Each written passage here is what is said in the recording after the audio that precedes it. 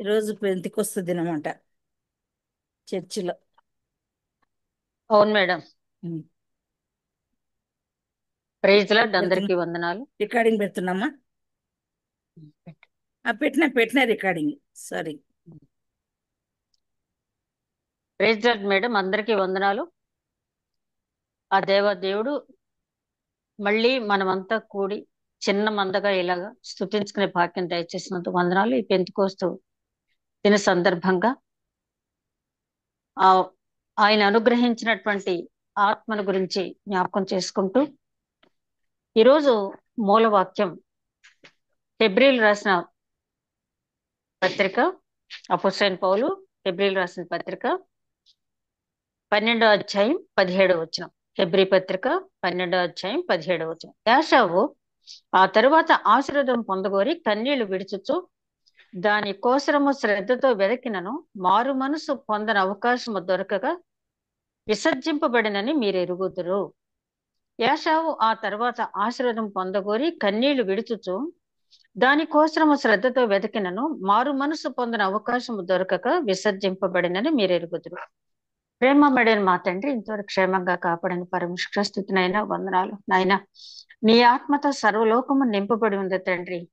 నీతి గలవారు యథార్థవంతులు నాయన నిన్ను చూచి సంతోషిస్తారు తండ్రి. దయగల మా ప్రభ, నీ ఆత్మ చేతనైనా అపవాది పెట్టే తంత్రములు ఎదిరించడానికినైనా మాకు శక్తిని అనుగ్రహించడానికి తండ్రి, నీవు వాగ్దానం ఇచ్చిన ప్రకారం తండ్రి, ఆనాడు శిష్యులకి మీరు యెరూషలేములోనే ఉండండి, ఎడతెగక ప్రార్థన చేయండి, భూదిగంతంలో వరకు నాకు సాక్షులై ఉంటారు, పరిశుద్ధాత్మ శక్తి మీకు పంపబడుతుందని చెప్పిన ప్రకారం నాయన ఈ దినమున మరి ఆ రోజు గుర్తు చేసుకుంటున్నాం తండ్రి. నాయన నీ ఆత్మ చేత మా హృదయాలను ప్రకాశింపచేసావు తండ్రి.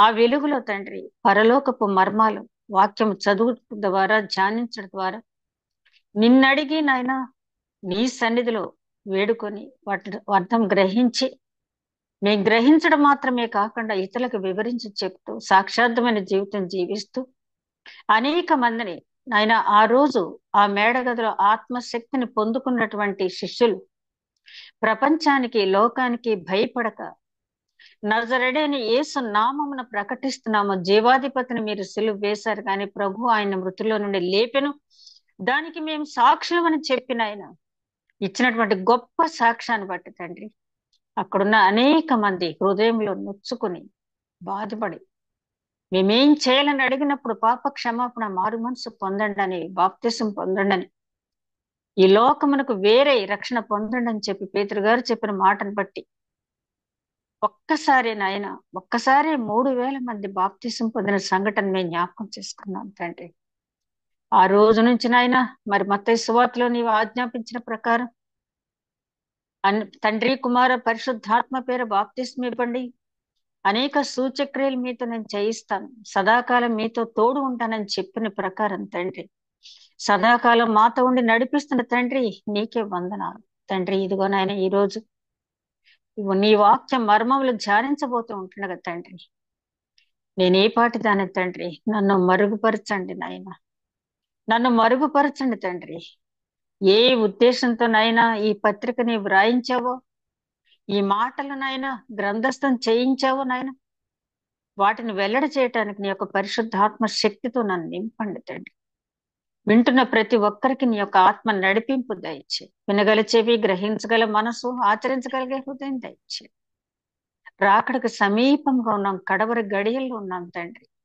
ఇంకా నిర్లక్ష్యం చేయకుండా, ఇంకా నాయన నిర్లక్ష్యం చేయకుండా, ఒకవేళ నిర్లక్ష్యం చేస్తే ఏ విధంగా ఉంటుందో అని చెప్పి నీవు ఈ రోజు వాక్యం ద్వారా హెచ్చరిస్తున్న మాటలను నాయన మేము మాటలు విని విడిచిపెట్టు కాకుండా హృదయంలో పదిలపరుచుకుని నీ ఆత్మ ద్వారా నడిపింపబడే శక్తి దయచేయమని, పెంతుకోస్తు అనుభవాన్ని మేము అందరము పొందే భాగ్యం దయచే మా ప్రభువును నీ ప్రియ కుమారుడైన యేసుక్రీస్తు ద్వారా వేడుకొంచున్నాం తండ్రి, ఆమేన్.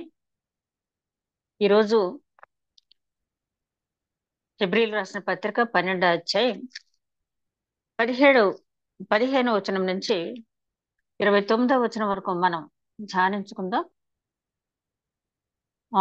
ముందుగానే జ్ఞాపకం చేసుకున్నాం మనం హెబ్రీ పత్రిక, ఇది కొంచెం అంటే పూర్తిగా హెబ్రీలకి యూదుల్లో హెబ్రీ భాష మాట్లాడేవారు, పండితులు, ఒక రకంగా చెప్పాలంటే సర్వశాస్త్ర సారాంశం తెలిసిన వారికి రాస్తూ ఉన్నారు పౌల్ గారు. కాబట్టి మనకు తెలుసు కదా, కవిత్వంలో 3 రకాల మధుఫలం అంటే ద్రాక్ష పండుతో సమానం. ఏమి కష్టపడకుండానే మన ద్రాక్ష పండు తినవచ్చు.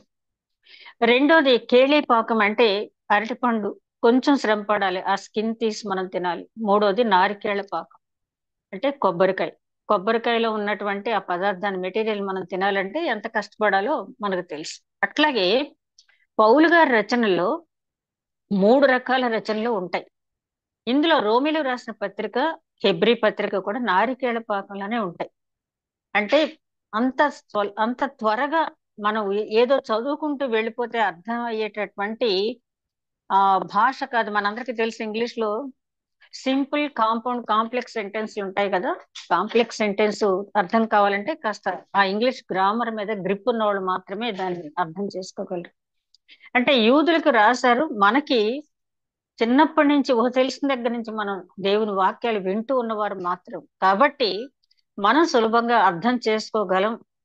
అయితే దాన్ని అర్థం చేసుకోగలం అని చెప్పి ఈజీగా మనం చదువుకుని వెళ్ళటానికి లేదు, కానీ ప్రతి ఒక్క పదము కూడా దేవుడు ఏ పర్పస్ తో ఆ పదం వ్రాయించాడో పరిశుద్ధాత్మ ప్రేరణ చేత అనేది గమనించుకుంటూ వెళ్ళకపోతే మనకి ఈ పత్రిక అర్థం కాదు.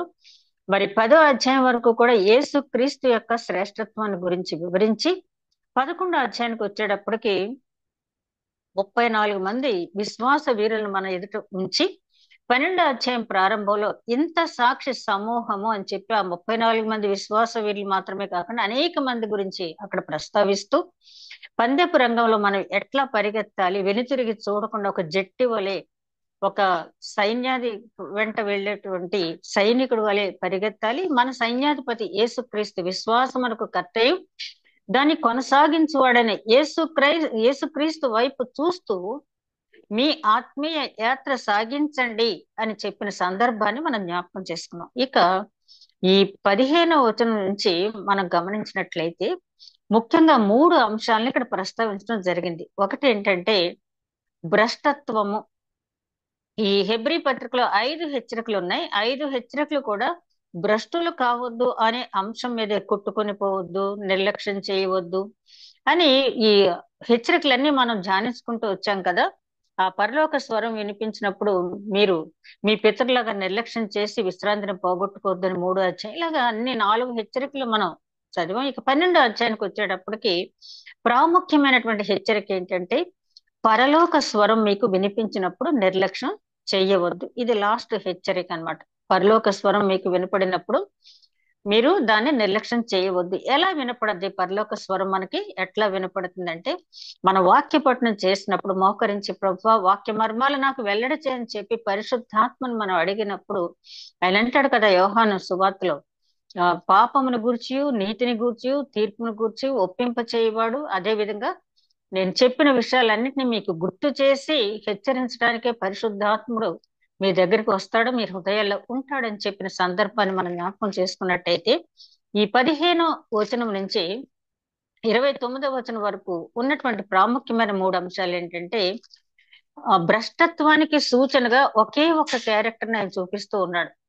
విశ్వాస వీరులుగా 34 మందిని, ఇంకా పైతులకు చాలా మందిని, ఇంకా పేర్లు ఉచ్చరించలేని వారు చాలా మంది ఉన్నారు. పేర్లు ఇక్కడ రాయటానికి సరిపోదు కాబట్టి అని చెప్పడం జరిగిందంటే అనేక మందిని విశ్వాస వీరులుగా చూపించి ఇక భ్రష్టత్వానికి వచ్చేటప్పటికి, అవిశ్వాసానికి వచ్చేటప్పటికి ఒకే ఒక వ్యక్తిని మనకి చూపించడం జరిగింది.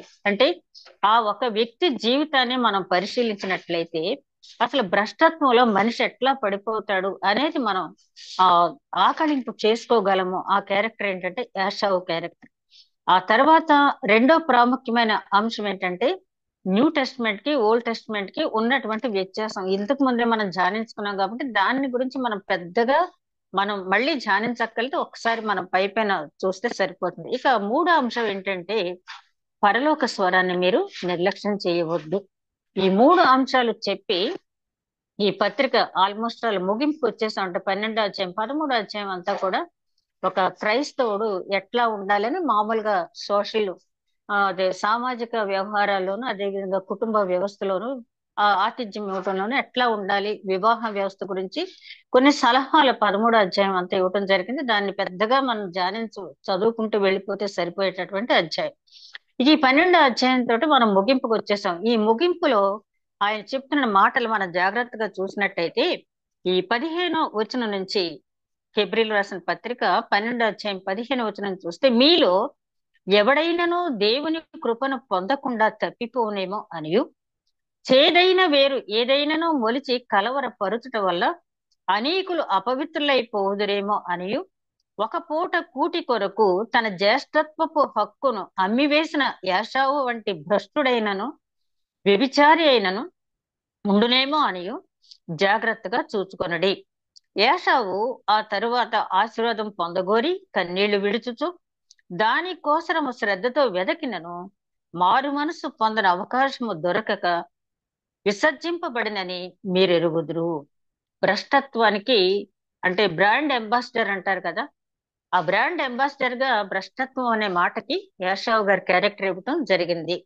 మరి యాషావు గురించి మనం ఆలోచించినట్టయితే, ఒక ప్రార్థనాపరుడైనటువంటి ఇస్సాకుకి కుమారుడు. ఇస్సాకు రిబ్కాల గురించి మనకు తెలుసు. రిబ్కా వచ్చేటప్పటికి చేస్తున్నాడు, పొలంలో ధ్యానిస్తూ ఉన్నాడు. అట్లాంటి ఆ దైవ భక్తి కలిగినటువంటి తండ్రికి పుట్టినటువంటి కుమారుడు. మరి ఎందుకు ఏశావు ఈ విధంగా అయ్యాడు? ఏశావు నిజంగానే ఎందుకు పనికిరానివాడా, చెడ్డవాడా అని ఆలోచించినట్టయితే, ఏశావు జీవితం గురించి మనం ఆలోచిస్తే, ఇతను ఒక మంచి వేటగాడు. ఒక స్కిల్ఫుల్ హంటర్ అన్నమాట. అంటే ఏ పని లేకుండా సోమరిగా కూర్చునేవాడు కాదు. చాలా చక్కగా చురుకుగా వేటాడి ఆ జంతువుని తీసుకొచ్చేవాడు. అందుకనే తండ్రికి కూడా వేటాడి తీసుకొచ్చాడు కదా. ఒక మంచి వేటగాడు అంటే తనకి పని నిరంతరము శ్రమించే వ్యక్తిత్వం కలిగినటువంటి వాడు, తత్వం కలిగినటువంటి వాడు. ఆ రెండో క్వాలిటీ చూసినట్టయితే, ఇతని దగ్గర ఉన్నది ఏంటంటే, ఎంత మంచి వేటగాడో అంత చంచల మనస్కుడు. ఏం చేశాడు? ఆకలితో ఉన్నాడు, తమ్ముడు దగ్గరికి వెళ్ళాడు. వెళ్ళేటప్పటికి అక్కడ ఎర్రగా కనిపిస్తున్న చిక్కుడుకాయ కూర, కలగూర కూర అన్నారు. దాన్ని చిక్కుడుకాయ ఒకటనే కాదు కానీ మరి కలగూర కూర, దాంట్లో మరి ఆయన ఏమేశాడో మనకు తెలియదు యాకోబు గారు. ఆ కలగూర కూర చూచి ఆ పరీక్ష పెడతాడు దేవుడు మనకి కదా. మనం 40 days లెంటన్ డేస్ ఉపవాసం చేసేటప్పుడు కొన్నిసార్లు కొన్ని నియమాలు పెట్టుకుంటాం మనం, పలానా తీసుకోవద్దు అని. అంటే దేవుడు పెట్టుకోమన్నాడని కాదు కానీ మనం పెట్టుకుంటాం. మనం ఆ నియమాలు పెట్టుకున్నప్పుడు అంతకు ముందు లేనటువంటి ప్రేరణ అప్పుడే వస్తుంది మనకు, అదే కావాలని చెప్పి. అలా ఇక్కడ వేటాడి అలిసిపోయినటువంటి యాషావు దగ్గరకు వచ్చాడు. వచ్చి, తమ్ముడు నాకు చాలా ఆకలిగా ఉంది, నాకు అది ఇవ్వు అన్నాడు. అంటే వెంటనే యాకోబు గారు ఏమన్నారు? నీ జ్యేష్ఠత్వపు హక్కు నాకు ఇచ్చేస్తావా అని చెప్పి అడిగాడు. ఏమాత్రం ఆలోచించకుండా ఏషావు ఏమంటాడు? ప్రాణం పోయిన తర్వాత జ్యేష్ఠత్వపు హక్కు ఉంటే ఏంటి, లేకపోతే ఏంటి, ఇది తినకపోతే నా ప్రాణం పోయిన తర్వాత ఏం లాభం జ్యేష్ఠత్వం హక్కుతో అనుకుంటాడు. అంతే తప్పించి కాసేపు నిగ్రహించుకుని మంచినీళ్ళు తాగి ఇంటికెళ్ళి భోజనం చేయొచ్చు అనే స్థిరం లేదు. అంటే విశ్వాసాల స్థిరత్వం ఉండనటువంటి మనిషికి మనం సాదృశ్యంగా తీసుకోవాలంటే అనేక రకాలైన శ్రమలు వస్తూ ఉంటాయి మనకి.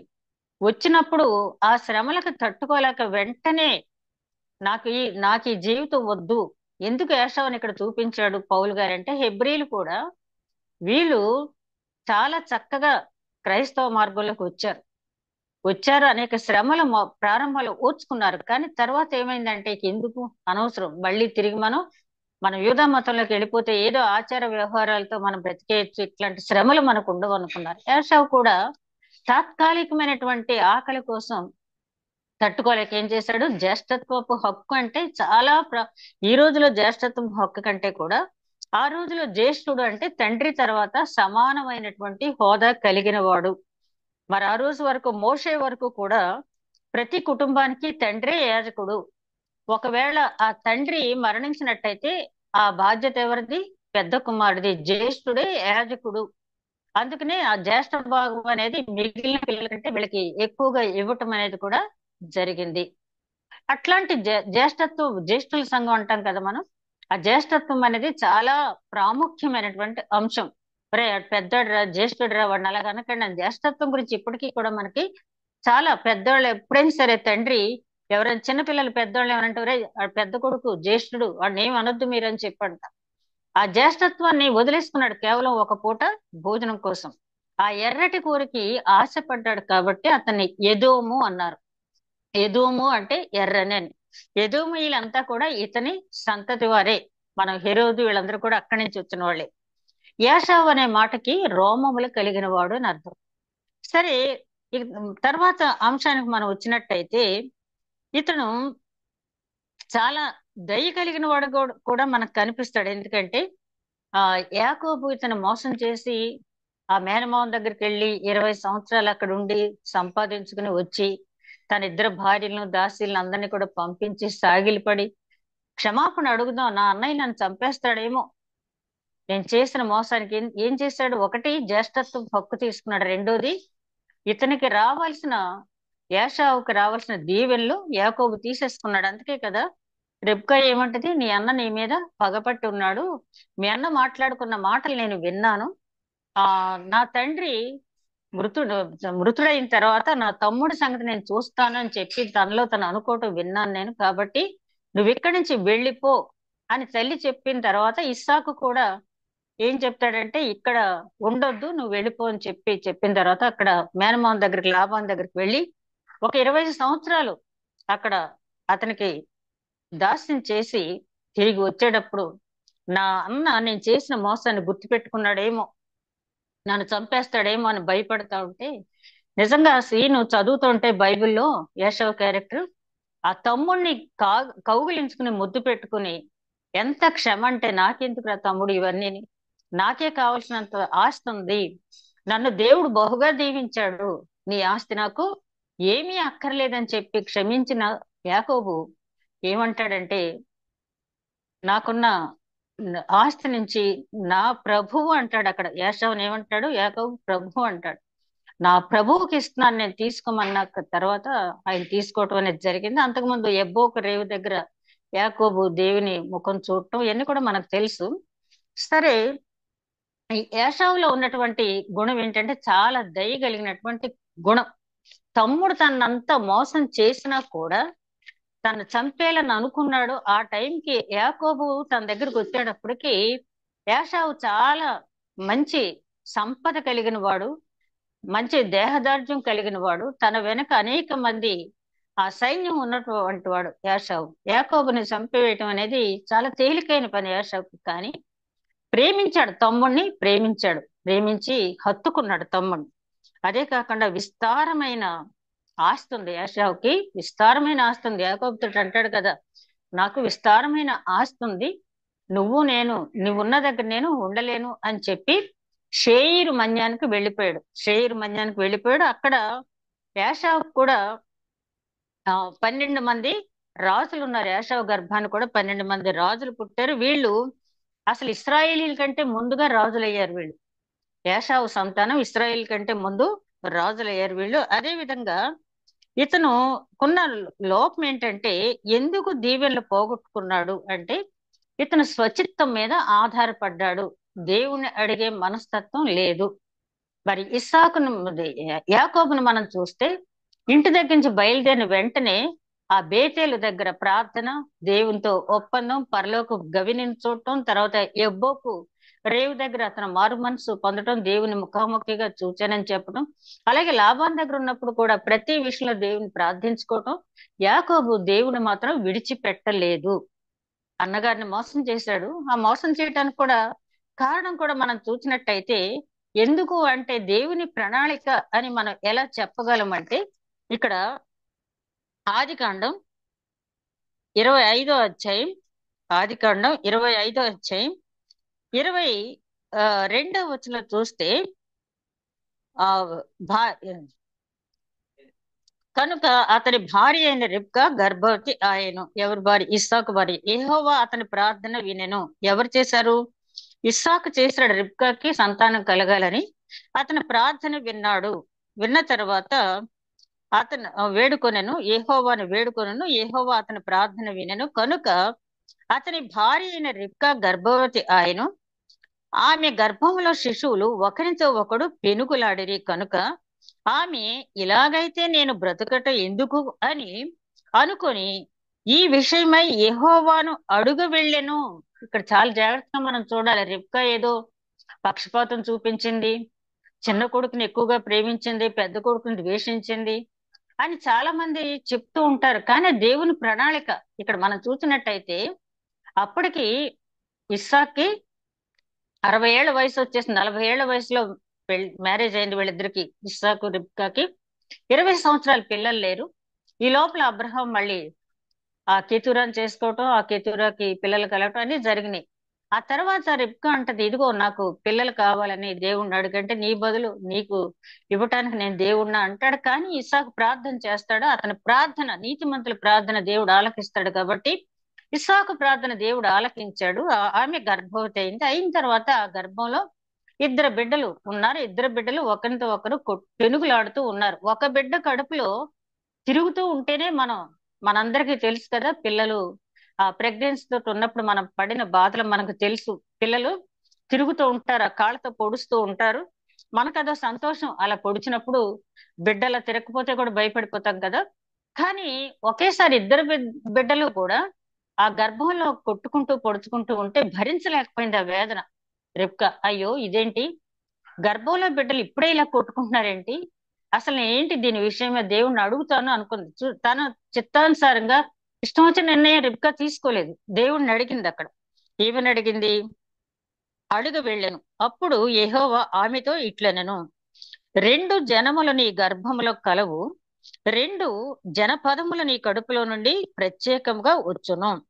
ఒక జనపదము కంటే ఒక జనపదము బలిష్టమై ఉండును, పెద్దవాడు చిన్నవాడికి దాసుడగును అనెను. చెప్పేశాడు డైరెక్ట్ గా దేవుడు రిబ్కాతో, పెద్దవాడు చిన్నవాడికి దాసుడై ఉంటాడు. కాబట్టి యాషావు ప్రవర్తన అంతా గమనిస్తా ఉంది రిబ్కా. యాషావు ప్రవర్తన అంతా గమనిస్తా ఉంది. అరణ్యంలో తిరగటం, వేటాడి రావటం, ఆ తర్వాత దేవుడంటే భయభక్తులు లేకపోవటం, తల్లి తండ్రి దగ్గర ఎక్కువ సమయం ఉండకపోవటం. అదే విధంగా మరి యాకోబు యాషావు కూడా కవల పిల్లలు, ట్విన్సే కదా. కానీ ఇస్సాకుకి ఇంకా మ్యారేజ్ అవ్వక ముందే అప్పటికే యాషావు ఇద్దరు స్త్రీలను, కనానీయుల్ని హివ్వీల్ని చెందినటువంటి అమ్మాయిలు చేసుకున్నాడు. వాళ్ళేమో ఇస్సాక్కి రిబ్కాకి చాలా వేదన కలిగించారు. ఆ రిబ్కా ఆ యాకోబుతో, నువ్వు మేనమామ దగ్గరికి వెళ్ళిపో, మీ అన్నయ్య ఇలా అనటం నేను విన్నాను అని చెప్పిన తర్వాత చెప్పుంటది ఇస్సాకుతో, ఇదిగో నేను గర్భంతో ఉన్నప్పుడు వీళ్ళిద్దరు ఇలా కొట్లాడుకుంటున్నప్పుడు నేను దేవుణ్ణి అడిగాను. అడిగితే దేవుడు నాకు 2 జనపదాలు నీ గర్భం నుంచి వస్తున్నాయి, 2 జనాలు వస్తాయి, ఆ పెద్దవాడు చిన్నవాడికి దాసుడు అవుతాడు, ఒక జనం బలిష్టంగా ఉంటారు అని చెప్పి. ఈ బలిష్టం అనే పదానికి కూడా మరి చాలా అర్థం ఉంది థియాలజీలో.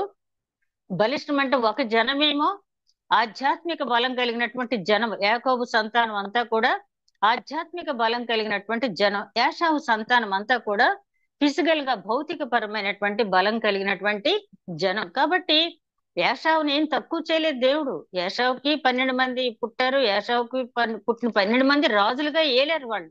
యాషావుని ఏం తక్కువ చేయలేదు. అయితే సమవారసుడుగా రాలేకపోయాడు. సమవారసుడుగా రాలేకపోయాడు అంటే ఇస్సాకు వారసత్వం ఆధ్యాత్మిక విషయంలో ఎవరికి వచ్చింది? యాకోబుకి వచ్చింది, యాషావుకి రాలేదు. సమవారసుడుగా ఆధ్యాత్మికత్వంలో రాలేకపోయాడు. కానీ అతన్ని కూడా దేవుడు ఏ మాత్రం తక్కువ చేయలేదు. యాషావు గురించి నాకు ఇంకా చాలా నచ్చే మాట ఏంటంటే, ఇప్పుడు రిఫరెన్స్ అయితే నేను చూపించలేను కానీ ఆ ఆదికాండలో అతని గురించి ఉన్న మాట ఏంటంటే, అతడు తన సహోదరుల ఎదుట నివసించెను. అతడు తన సహోదరుల ఎదుట నివసించెను అంటే పుట్టింది మొదలుకొని తన ప్రాంతాన్ని, తన జన్మభూమిని వదిలిపెట్టి పారిపోవాల్సిన అవసరం ఎప్పుడు యాషావుకు కలగలేదు. తన తల్లిదండ్రుల దగ్గర, తన బంధువర్గం మధ్య అతను ఉన్నాడు. యాకోబు మాత్రం తప్పు చేశాడు కాబట్టి దూరంగా వెళ్ళిపోవాల్సి వచ్చింది. యాషావులో ఇన్ని మంచి క్వాలిటీస్ ఉన్నప్పటికీ కూడా ఎందుకు దీవెన పొందలేకపోయాడు? ఎందుకు భ్రష్టత్వంలోకి వెళ్ళిపోయాడు? భ్రష్టత్వం అనే మాటకి మనం మొట్టమొదటి అధ్యాయంలోనే మనం ధ్యానించిన భ్రష్టత్వం అంటే దేవుడి గురించి తెలుసు, తెలియని వాళ్ళు కాదు, దేవుడి గురించి తెలుసు. ఇంకా చెప్పాలంటే దేవుని అడుగుజాడల్లో అజ్ఞానుసారంగా నడుచుకుంటున్నామని కూడా వాళ్ళు అనుకుంటూ ఉంటారు కానీ వాళ్ళకి తెలియకుండానే దైవత్వానికి వాళ్ళు దూరం అయిపోతూ ఉంటారు. అది భ్రష్టత్వం. ఇక్కడ యాషావు చూస్తే ఏమనుకుంటాడంటే, నేను చాలా నీతిమంతుడిని, నేను ఎవరికి అపకారం చేయలేదు, నేను ఎవరిది ఏమి ఆశించలేదు, నా పని నేను చేసుకుంటున్నాను. ఇట్లాంటి వాళ్ళు చాలా మంది ఉంటారు కదా లోకంలో. అందుకనే ప్రవక్త అయిన యెషయా గ్రంథంలో ఆయన ఏమంటాడు, మన నీతి క్రియలు ఆయన ఎదురుగుండా మురికి గుడ్డ వలె ఉన్నాయని చెప్పి.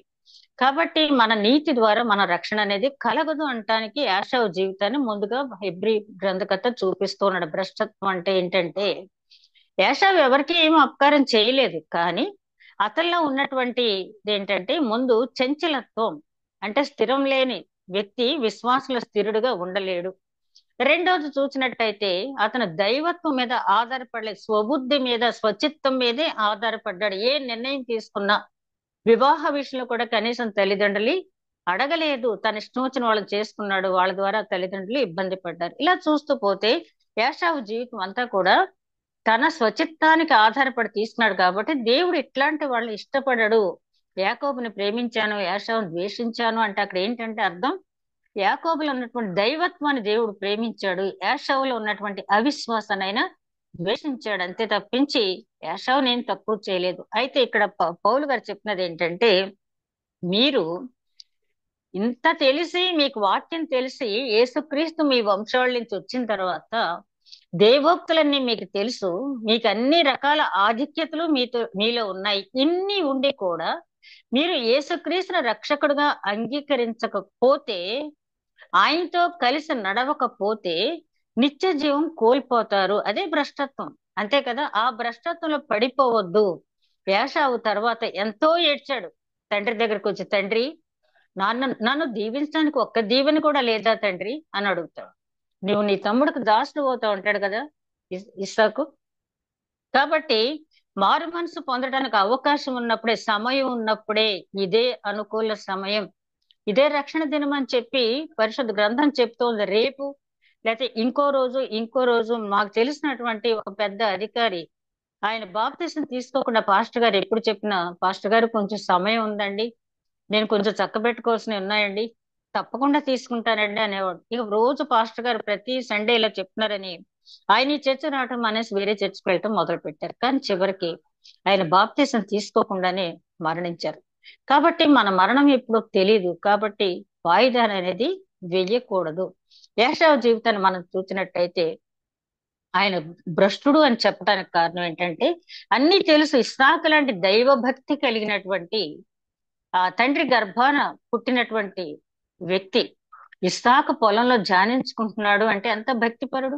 ఆ భక్తిపరుడు మరి యాకోబుకి దేవుడి గురించి చెప్పినప్పుడు మరి యాషావుకు చెప్పడా?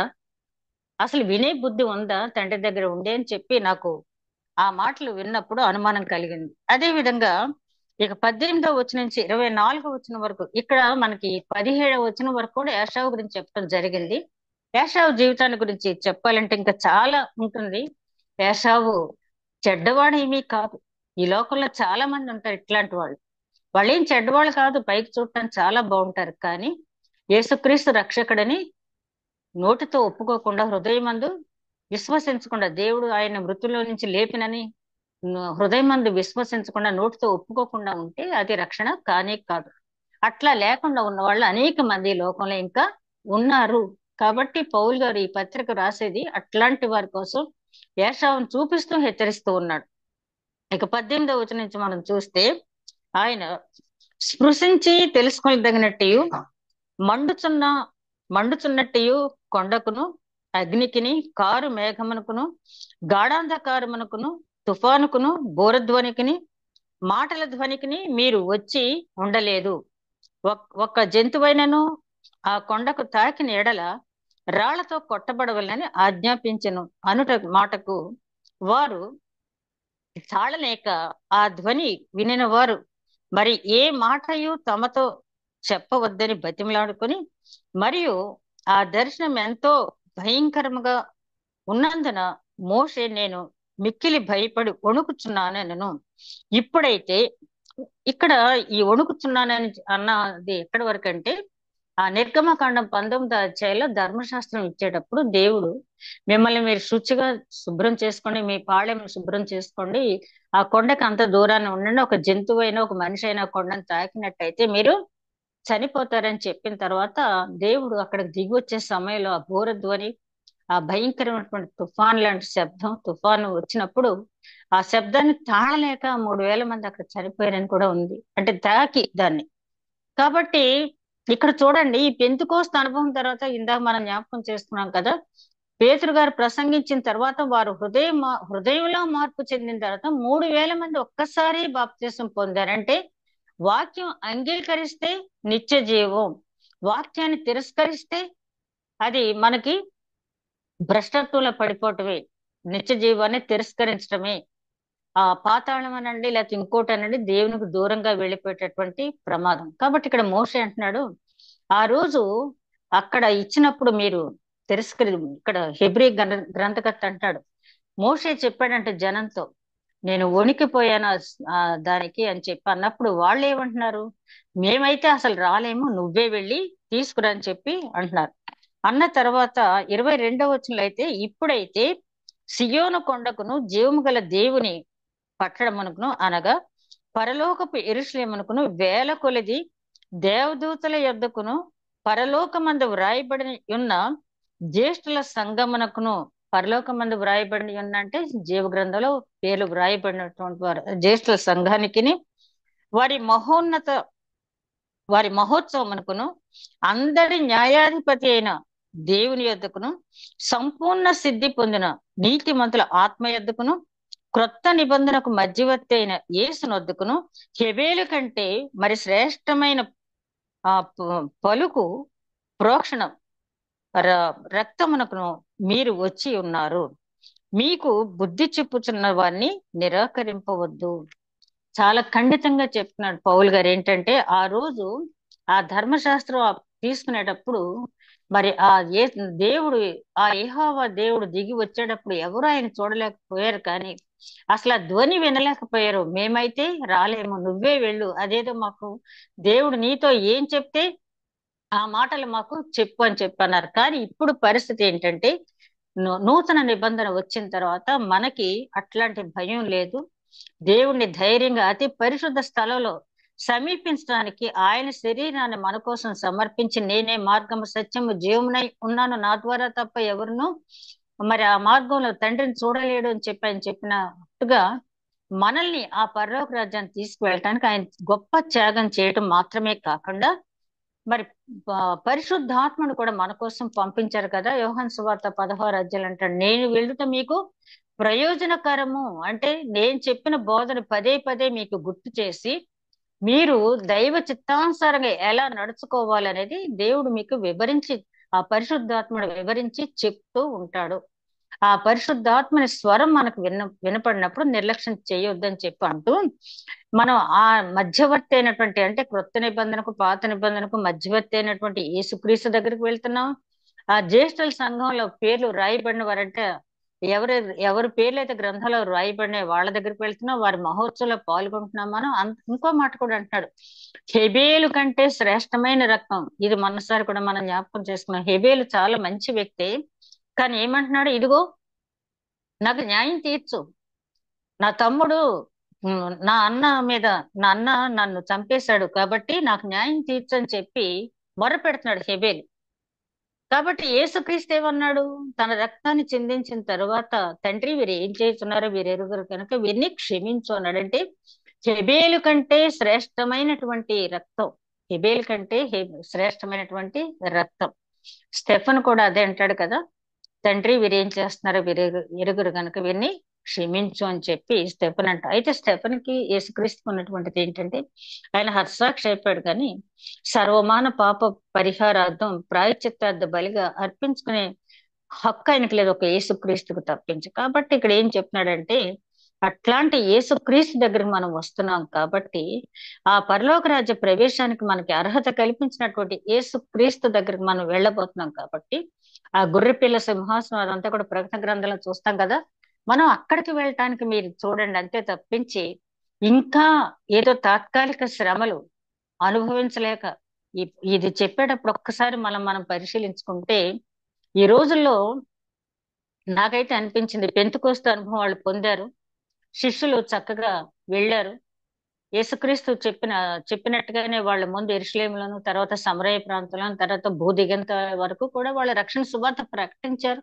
హతసాక్షులు అయిపోయారు తర్వాత సంగతి. కానీ వాళ్ళు ఉన్నంతలో చాలా సేవ చేయగలిగారు, చాలా వరకు సువార్త ప్రకటించగలిగారు. వాళ్ళు ప్రకటించిన సువార్త మూలాలే మనం ఇప్పుడు అనుభవిస్తున్నాం.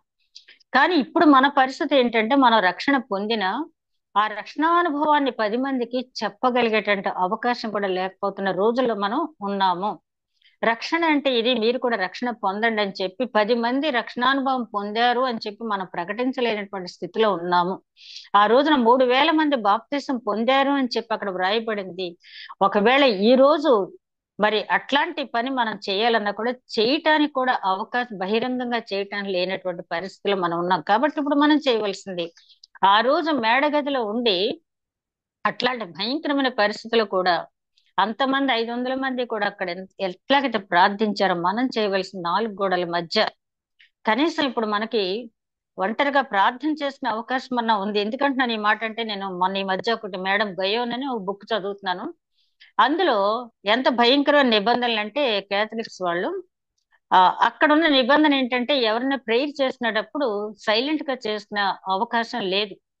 మోకరించి ప్రేయర్ చేసుకుంటూ చుట్టుపక్కల ఉన్న వారికి అందరికీ వినపడేలా ప్రేయర్ చేసుకోవాలంట. ఎందుకంటే నువ్వేం చెప్తున్నావో, ఎవరి గురించి చెప్తున్నావో దేవుడికి మాకు తెలియదు కదా, కాబట్టి నీ ప్రార్థన అంతా మేము వినాలి అని చెప్పి ఆవిడ హింసించారంట మేడం గయోని. అంటే ఇప్పుడు ఇది కూడా మనం ఒంటరిగా ఉండి మోకరించి ప్రార్థన చేస్తున్నది కూడా స్వేచ్ఛగానే భావించాలి మనం. ఏమో నేడున్నట్టు రేపు ఎట్లా ఉంటుందో మనం చెప్పలేం. కాబట్టి ఇది మనం ఉన్న సమయాన్ని వృధా చేయకుండా అనేక మంది రక్షణార్థం మనం ఆ రోజు ఈ పెంతుకోస్తు దినాన్న మనం వాక్యం ధ్యానించుకుంటున్నాం. మనం ఆ రోజు ఆ వాక్శక్తి పొందారు. అక్కడున్న ప్రతి ఒక్కరు ఏ ప్రాంతానికి శిష్యులను పంపించాలో ఆ ప్రాంతానికి తగిన భాషను మాట్లాడేలాగా దేవుడు చేశాడు. అంతే తప్పించి భాషలు మాట్లాడటం అనేది ప్రాముఖ్యత కాదు. మెసొపొతేమియా పంపించాలంటే మెసొపొతేమియా భాష, పార్తీపని పంపించాలంటే అక్కడ భాష, కప్పదొక్కియా పంపించాలంటే అక్కడ భాష. అలాగా వేరు వేరు ప్రాంతాలకు ఎవరైతే శిష్యులు వెళ్తున్నారో వాళ్ళకి ఆ భాష వారిని దేవుడు ఇచ్చాడు. అంతే తప్పించి భాషలో మాట్లాడాలి తప్పకుండా కాదు. అయితే ఇక్కడ పదే పదే హెబ్రీ గ్రంథకథ చెప్తున్నది ఏంటంటే, నిర్లక్ష్యం చేయవద్దు, చులకన చేయవద్దు. దేవుడు చాలా మంచి అవకాశం ఇంకా మనకి ఇచ్చున్నాడు. మనం పోల్చుకుంటే ఇతరుల కంటే, ఇతర ప్రాంతాల కంటే కూడా ప్రస్తుతం దేవుని కృపను బట్టి మనం ఇంకా స్వేచ్ఛగా ప్రార్థించుకునేటట్టు, స్వేచ్ఛగా మాట్లాడుకునేటట్టు దేవుడు ఉంచాడు. రేపు ఎట్లా ఉంటుందో మనకు చెప్పలేం, కానీ ఉన్న సమయాన్ని సద్వినియోగం మనం చేసుకోవాలి. అదే విధంగా 25వ వచనంలో చూస్తే మాట్లాడుతున్న దేవుడు అంటాడు. అంటే హెబ్రీ గ్రంథకర్త ప్రారంభంలో అంటాడు, ఆయా సమయాల్లో ప్రవక్తల ద్వారా అలా మాట్లాడాడు, కానీ యుగముల అంతములందు ఆయనే స్వయంగా మాట్లాడుతూ ఉన్నాడు. అక్కడ మనం చూస్తే పూర్వకాలమందు హెబ్రీలకు రాసిన పత్రిక 1వ అధ్యాయం 1వ వచనం చూస్తే, పూర్వకాలమందు నానా సమయముల్లోనూ నానా విధములుగాను ప్రవక్తల ద్వారా మన పితరులతో మాట్లాడిన దేవుడు ఈ దినముల అంతమందు కుమారుని ద్వారా మనతో మాట్లాడాను.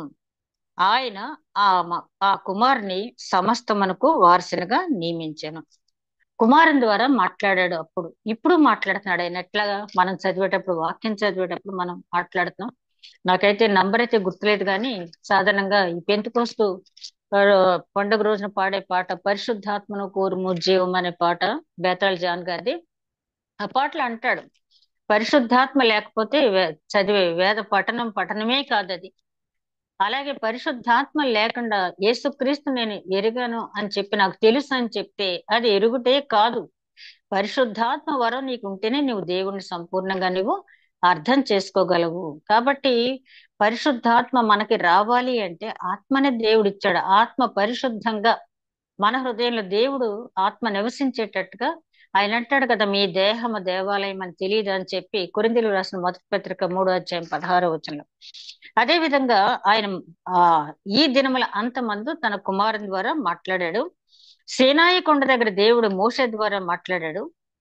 అలాగే యోహాను సువార్త 1వ అధ్యాయం 18వ వచనంలో మనం గమనించినట్లయితే అక్కడ చాలా ప్రస్ఫుటంగా చెప్తాడు, నేను పరలోకం నుంచి వచ్చాను అని చెప్తూ ఆయన 18వ వచనం మనం గమనించినట్లయితే యోహాను సువార్త 1వ అధ్యాయం 18వ వచనం, ఎవడును ఎప్పుడైనను దేవుని చూడలేదు, తండ్రి రొమ్మునున్న అద్వితీయ కుమారుడి ఆయనను బయలుపరచెను. అంటే ఎందుకు మనం ఆ దేవుని మాటలు వినాలి అంటే, ఆయన స్పష్టంగా చెప్పాడు, నేను పరలోకం నుంచి వచ్చాను, దేవుడి దగ్గర నుంచి వచ్చాను అని చెప్తున్నాడు. నాకైతే ఒక్కొక్కసారి అనిపిస్తుంది, మన కోసం ఆయన ఇంత శ్రమపడి చెప్తున్నాడు. దెయ్యాల ముందుగా ఆయన అంగీకరించి, మార్క్స్ సువార్త 1వ అధ్యాయం అక్కడ 24వ వచనం మేబీ, అక్కడ ఒక అపవిత్రాత్మ పట్టినటువంటి వ్యక్తి సమాజ మందిరంలో యేసుక్రీస్తుని చూచి, నజరేయుడైన యేసు, నాతో నీకేం పని, నీవు పరిశుద్ధుడువు, దేవుని కుమారుడు పరిశుద్ధుడు అని చెప్తాడు. ఎలా తెలిసింది అంటే, వాళ్ళ అధిపతి ఎవరు? ఆ లూసిఫర్ అంటే త్రోసివేయబడక మునుపు దేవుని ఎదుట ఉన్నటువంటి ప్రధాన దూత సైనికులు, వీళ్ళందరూ అసిస్టెంట్స్, వీళ్ళందరూ కూడా ఆ ప్రధాన దూతకు బాగా తెలుసు తండ్రి ఎవరు, కుమారుడు ఎవరు, పరిశుద్ధాత్ముడు ఎవరు బాగా తెలుసు. కాబట్టి అతని అనుచరులు బాగా అర్థం చేసుకుంటున్నారు. మనం మాత్రం ఇంకా అవునా కాదా, నిజమేనా, ఇది నిజమా అనే స్థితిలోనే ఇంకా ఉంటున్నాం. కాబట్టి యేసుక్రీస్తు అంటున్నాడు, తండ్రి రొమ్మున ఉన్న అద్వితీయ కుమారుడు మాత్రమే ఆయన్ను బయలుపరచగలడు. నేను తండ్రి గురించి చెప్తున్నాను అంటే, నేను ఆయన రొమ్మున ఉండి వచ్చాను కాబట్టి ఆయన గురించి నేను చెప్తున్నాను, నేను తప్పించి ఎవరు ఆయన గురించి చెప్పలేరు అని చెప్పంటున్నాడు. అదే విధంగా 8వ అధ్యాయం 23వ వచనంలో కూడా ఆయన అంటాడు, మీరు క్రింది వారు, నేను పైనుండి వాడును, మీరు లోక సంబంధులు, నేను పరలోక సంబంధిని. ఆయన చాలా తేటతెల్లంగా ఏది మరుగు చేయకుండా, భయపడకుండా ఉన్నది ఉన్నట్టుగా ఆయన చెప్పేశాడు. మీరు క్రింద వారు, నేను పైనుండి వాడను, పైనుండి వచ్చాను నేను. మీరు లోక సంబంధులు, మీరు లోక సంబంధులు, నేను దైవ సంబంధిని. ఆయన చెప్తున్నాడు కదా, మీరు లోక సంబంధులు, నేను పరలోక సంబంధిని. ఏది కూడా మరుగు చేయలేదు. యోహాను సువార్త 12వ అధ్యాయం 49వ వచనంలో కూడా మనం గమనించినట్టయితే, అక్కడ కూడా ఆయన చాలా స్పష్టంగా చెప్పిన మాట. యోహాను సువార్త 12వ అధ్యాయం 49వ వచనం నుంచి 50వ వచనం వరకు చూస్తే, ఏలయనగా నా అంతట నేనే మాట్లాడట్లేదు, నేను ఏమనవలనో ఏమి మాట్లాడవలనో దానిని గూర్చి నన్ను పంపిన తండ్రి నాకు ఆజ్ఞ ఇచ్చి ఉన్నాడు, మరియు ఆయన ఆజ్ఞ నిత్య జీవమని నేను ఎరుగుదును కనుక నేను చెప్పు సంగతులను తండ్రి నాతో చెప్పిన ప్రకారం అని చెప్పుచున్నాను. నేను తండ్రి నాకు ఆజ్ఞాపించాడు, చెప్తున్నాను. ఎందుకు చెప్తున్నానంటే, తండ్రి ఇచ్చిన ఆజ్ఞ నిత్య జీవం నాకు తెలుసు కాబట్టి నేను ప్రకటిస్తున్నాను, మీరు నమ్మండి అని చెప్పి. అదే అధ్యాయంలో మరొక వచనంలో ఆయన అంటాడు, మీరు పాపంలోనే ఉండి మరణిస్తారేమో, నేను మీ గురించి బాధపడుతున్నానని చెప్పి ఆ యూదులను చూచి ఆయన అంటం అనేది జరిగింది. అదే విధంగా ఆజ్ఞ నిత్యం కాదు ప్రకటిస్తున్నానని ఇంత తేటతెల్లంగా మనకు చెప్పినా కూడా ఇంకా సందేహంతో మనం ఉన్నట్టయితే, ఆ ఏషావు లాగానే మారు మనసు పొందాలని ప్రయత్నం చేసిన, అంటే సగం నమ్మటం సగం నమ్మపోవటం కాదు. చూడండి, మార్క్స్ సువార్త 9వ అధ్యాయంలో రూపాంతర అనుభవం పొందిన తర్వాత పేతురు, యోహాను, యాకోబుతో ఆయన కొండ దిగి వచ్చేటప్పుడు ఒక చాంద్ర రోగంతో బాధపడుతున్నటువంటి ఒక కుమారుని ఒక తండ్రి యేసుక్రీస్తు దగ్గరకు వచ్చి, అయ్యా, నా కుమారుడు చాంద్ర రోగంతో బాధపడుతూ ఉన్నాడు, నేను నీ శిష్యుల్ని అడిగాను స్వస్థత ఇప్పించమని, వాళ్ళు చేయలేకపోయారు, మరి నువ్వేమన్నా చేస్తావా అని అడుగుతాడు. అప్పుడు యేసుక్రీస్తు ఆయనతో ఏమంటాడంటే, నమ్మట నీ వల్ల అయితే నమ్మువానికి సమస్తము సాధ్యం అంటాడు. అప్పుడు ఆ తండ్రి ఏమంటాడు, అయ్యా, నమ్మిక కలిగించేటట్టు నువ్వే నాకు చెయ్యి. మనం కూడా, అయ్యా, విశ్వాసం కర్త నీవు, నాకు విశ్వాసం కలిగించు, నా విశ్వాసం పూర్తిగా స్థిరంగా ఉండేటట్టు, నేను పరిపూర్ణురాలుగా పరిపూర్ణమైన విశ్వాసం కలిగి ఉండేటట్టు నడిపించు అని చెప్పి మన దేవుడిని అడగవలసిందే. అదే విధంగా ఆయన ఏమంటున్నాడంటే, మోషే విధించిన ధర్మశాస్త్రాన్ని మీరిన వారు శిక్ష పొందారు, మరి దేవుడిచ్చిన ఆజ్ఞను తిరస్కరించిన వారికి ఉన్న శిక్ష ఉండదా? అది చాలా ఎక్కువ. ఇక నిత్య జీవాన్నే కోల్పోతారు, ఇక దానికంటే మించిన భయంకరమైన శిక్ష అనేది లేదు అని చెప్తా ఆయన నిర్గమకాండం 19వ అధ్యాయంలో 18వ వచనంలో, ఆ రోజు పర్వతం కంపించింది అంటాడు. ఏది? ఆ ధర్మశాస్త్రాన్ని ఇచ్చే సమయంలో. కానీ హగ్గయి పత్రికలో ఆయన అంటాడు, 2వ అధ్యాయం 6వ వచనం తర్వాత చూడండి, అప్పుడు తర్వాత ఆయన అంటాడంట, కొంతకాలం తర్వాత ఆకాశము, భూమి, సముద్రాన్ని కంపింప చేస్తానంటున్నాడు ఆయన. అప్పుడేమో భూమి ఒక్కటే కంపించింది, తర్వాత ఏం కంపిస్తాయంట? ఆకాశము, సముద్రము, భూమి కూడా కంపిస్తాయి. కాబట్టి చాలా జాగ్రత్తగా ఉండండి అని చెప్పి హగ్గయి రాసిన మాటలు హెబ్రీ గ్రంథకర్త ఇక్కడ జ్ఞాపకం చేస్తూ ఉన్నాడు. అదే విధంగా ప్రకటన గ్రంథం 6వ అధ్యాయం, ప్రకటన గ్రంథం 6వ అధ్యాయం ఒకసారి తీస్తే ఆ 12వ వచనం చూస్తే ఆయన 6వ ముద్ర విప్పినప్పుడు నేను చూడగా పెద్ద భూకంపం కలిగెను, సూర్యుడు కంబళివలెను నలుపాయెను, చంద్రబింబం అంతయు రక్తవర్ణమాయెను, పెద్ద గాలి చేత ఊగులాడుచు అంజూరపు చెట్టు నుండి అకాలపు కాయలు రాలినట్టుగా ఆకాశ నక్షత్రంలో భూమి మీదకి రాలేను. ఇంకా ఆ డిస్క్రిప్షన్ అంతా కూడా అక్కడ ఉంది. చదవని తర్వాత ఆయన చెప్తున్నాడు, ఏది కూడా మరుగు చేయలేదు. ఆ హగ్గయి ద్వారా చెప్పాడు 2వ అధ్యాయం 6వ వచనంలో, ఒకసారి నేను భూమిని మాత్రమే కంపింప చేశాను, ఈసారి కానీ నేను కంపింప చేయాలనుకుంటే భూమిని, ఆకాశాన్ని, సముద్రాన్ని కూడా కంపింప చేస్తాను. పేతురు గారు రాసిన 2వ పత్రికలు కూడా ఆయన అంటాడు, మహా వేండ్రంతో అవన్నీ కూడా పంచభూతాలు లయమైపోతాయి, నీతి మాత్రమే నిలుస్తుంది. అంటే దేవుడిని నీతిమంతుడుగా ఎవరైతే అంగీకరించి నీతిమంతులుగా తీర్చబడతారో వాళ్ళు మాత్రం నిలిచి ఉంటారంటే భూమి మీద ఉంటారని కాదు, నిత్య జీవంలో ఉంటారు. వీళ్ళన్నీ కూడా లయం అయిపోయినా కూడా వాళ్ళు నిత్య జీవంలో ఉంటారు అని చెప్పి అక్కడ చెప్పడం అనేది జరిగింది. అదే విధంగా ప్రకటన గ్రంథంలోనే 21వ అధ్యాయం 1వ వచనంలో చూస్తే క్రొత్త ఆకాశము క్రొత్త భూమి, యెషయా గ్రంథంలో కూడా దీని ప్రస్తావన ఉంది. క్రొత్త ఆకాశము క్రొత్త భూమి అనేది ఏర్పడుతుందని చెప్పి ఇవన్నీ కూడా మనకు తెలుసు, చక్కగా వింటాము చదువుతాం. కానీ అక్కడ దేవుడు చెప్తున్న మాట ఏంటంటే, మీకు అన్ని తెలిసినా కూడా ఆచరణలో లేకపోయినట్టయితే నీకెన్ని తెలుసు అనేది దేవుడు అడగడు, కానీ నువ్వెంత వరకు ఆచరించావు, పేతురు గారి ద్వారా చెప్పాను నేను. మరి అన్ని లయమైపోయినా కూడా నీతి నిలుస్తుందని చెప్పావు. నీవు నీతి మంత్రులుగా ఉండటానికి ప్రయత్నం చేసావా? నీతి మంత్రాలుగా ఉండటానికి నువ్వు ప్రయత్నం చేసి నీకు తెలియదు అంటానికి లేదు, అన్ని చెప్పాను కదా నీకు నేను అని చెప్పి లూకాసువార్త 16వ అధ్యాయంలో పేతురు గారితో అంటాడు కదా, తెలియని వారికి తక్కువ దెబ్బలు, తెలిసిన వారికి ఎక్కువ దెబ్బలు తగులుతాయి. మనందరం తెలిసిన వారి లెక్కలోనే ఉన్నాం కాబట్టి ఆ ఎక్కువ దెబ్బలు, ఎక్కువ శిక్ష నుంచి తప్పించుకోవాలంటే తప్పనిసరిగా మనం వాక్యాలను చదివి వదిలేయటం కాకుండా ఆచరణలో మనకి ఉండాలి. అదే విధంగా ఆ భూమి మీద నుండి బుద్ధి చెప్పిన వారిని నిరాకరించినప్పుడు తప్పించుకొనలేకపోయి ఎడల పరలోకము నుండి బుద్ధి చెప్పు వారిని విసర్జించిన మనము తప్పించుకొని పోవుట మరి నిశ్చయము. అప్పుడు ఆయన శబ్దము భూమిని కంపింపచేసును. నేను ఇంకొకసారి భూమిని మాత్రమే కాక ఆకాశంను భూమిని కూడా కంపింపచేతును అని సెలవిస్తున్నాడు. ఇంకొకసారి అను మాట చెలింప చేయబడనివి నిలుకడగా ఉండు నిమిత్తము అవి సృష్టింపబడినవి అన్నట్లు చెలింప చేయబడనివి బొత్తిగా తీసివేయబడినవి అర్థం ఇచ్చుచున్నవి. చెలింప చేయబడేవి ఏంటి? మొత్తం ఈ సృష్టిలో ఉన్నటువంటి పర్వతం, ఆకాశాలు, సూర్యుడు, చంద్రుడు, నక్షత్రాలు, ఆయన ఏదైతే ఆది కాండంలో కలుగును గాక అని సృష్టించాడు, ఆ సృష్టి అంతా కూడా చెలింపబడేవే. చెలింపనిది ఏంటంటే మనలో ఉన్న విశ్వాసం, మనలో ఉన్న నీతి, అది మాత్రమే చెలింపకుండా ఉంటుంది. కాబట్టి నువ్వు చెలింపజేసే దాని మీద, చెలింపబడే దాని మీద నీ దృష్టి పెట్టుకున్నావా? చెలింపబడని దానికోసం నీవు జీవితం కోసం ఆలోచిస్తున్నావా? ఆలోచించుకోమంటున్నాడు ఇంకొకసారి అన్నమాట. అదే విధంగా బొత్తిగా తీసివేయబడిన అర్థం ఇచ్చుతున్నది. అందువలన మనము నిశ్చలమైన రాజ్యమును పొంది దైవ కృప కలిగి ఉందుము. ఆ కృప కలిగి వినయ భయభక్తులతో దేవునికి ప్రీతికరమైన సేవ చేయడము ఎలయనగా మన దేవుడు దహించు అగ్ని ఉన్నాడు. ఈ దహించు అగ్ని అనే మాట ఎక్కడ వింటాం మనం? నిర్గమకాండం 3వ అధ్యాయం 2వ వచనం, పొంద మండుచున్నదే గాని కాలిపోలేదు.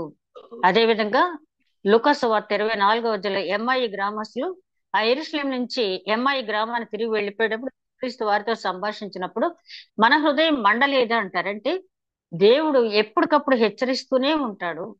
దహించే అగ్ని అంటే మనం కాలిపోవడం అని కాదు, వాక్యం మనలోకి వచ్చినప్పుడు ఆ హృదయం మండాలి. మండకపోయినట్లయితే ఏషావులాగే భ్రష్టత్వంలో పడి మారు మనసు పొందే అవకాశం లేకుండానే మత్తయి సువార్తలు అంటది కదా, ఉంది కదా, కొండ నన్ను దాచు, ఓ పర్వతమా నన్ను దాచు అని చెప్పి అక్కడికిక్కడికి పరిగెత్తేవారని కాకుండా ధైర్యంగా ఆయన కృపాసన ఎద్దుకు చేరేలాగా ఆయన ఎదుర్కోవటానికి దేవుడు మనకు అన్ని కూడా ముందుగానే చెప్పారు. కాబట్టి భ్రష్టత్వంలో పడిపోకుండా యేసుక్రీస్తును రక్షకుడిగా అంగీకరించి పరలోక స్వరాన్ని నిర్లక్ష్యం చేయకుండా ఉన్నంతలో దేవుని స్వరం మనం విన్నంతలో ఇతరులకు చెప్పి ప్రోత్సహిస్తూ, ఆ సాక్షి సమూహం మనల్ని ఎట్లాగైతే ప్రోత్సహిస్తుందో మనం కూడా ఇతరులకు ప్రోత్సాహకారులుగా ఉంటూ ఆ నిత్య జీవంలో ప్రవేశించడానికి దేవుడు మనల్ని నడిపించును గాక.